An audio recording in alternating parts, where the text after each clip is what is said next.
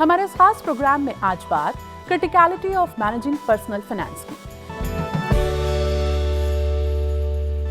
आपका बजट क्या बनेगा, आपका आज का बजट, महीनों का बजट, सालों का budget, short term, medium term, long term.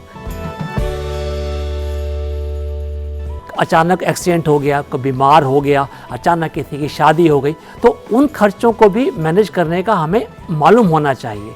उसकी तैयारी करना को ही हम पर्सनल फाइनेंस को मैनेजमेंट करने का हिस्सा मानते हैं। फाइनेंशियल एजुकेशन को मॉडर्न करने का ज़रूरत है, सीधी बात है। डिजिटलाइजेशन के माध्यम से फाइनेंशियल एजुकेशन को स्प्रेड करने का ज़रूरत है।